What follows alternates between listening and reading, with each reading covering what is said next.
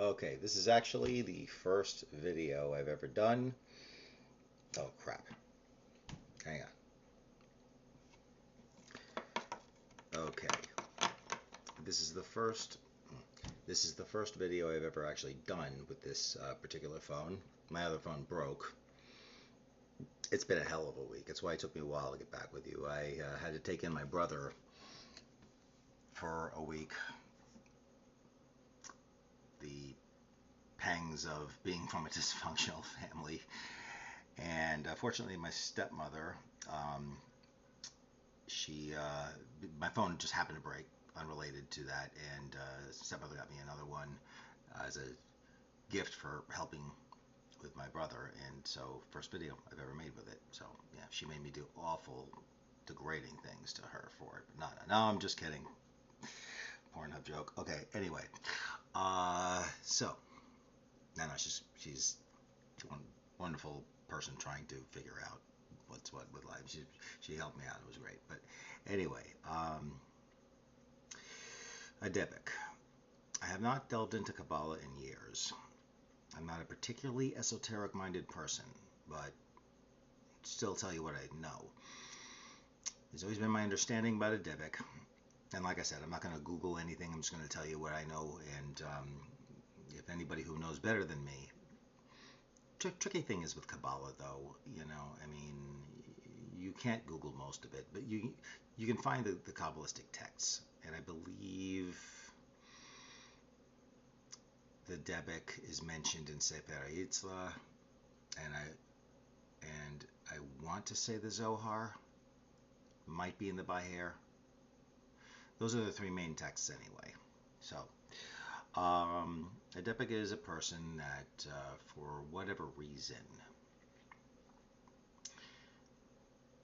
is a disembodied soul, and a disembodied ruach. Not a nefesh, because as I recall, you have to be embodied to be a nefesh. I hope that's right. And if you're disembodied, you're just this. Your shell is gone, but if you're a Debek, you're kind of lost in the wilderness of the material world, and you would attach yourself to a human host. And that when you do that, and it's essentially possession, but it's not a demon, because demons in Jewish esoteric Kabbalistic thinking they don't really have, they're not even like, well, they're not fallen angels. I know I'm kind of digressing a little.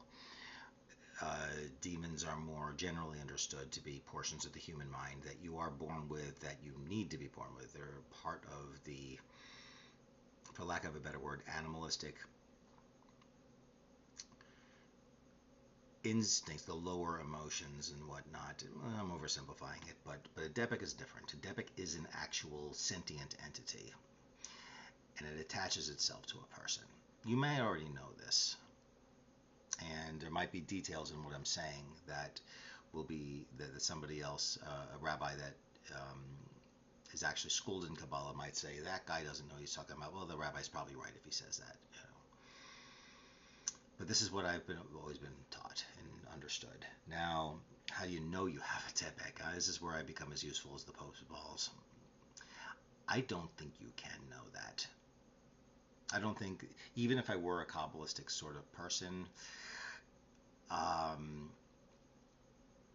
it's sort of the kind of thing that if you're in that school of thought, you have to be schooled to recognize. But essentially, person starts getting very uneasy in situations where they shouldn't. They start taking on personalities.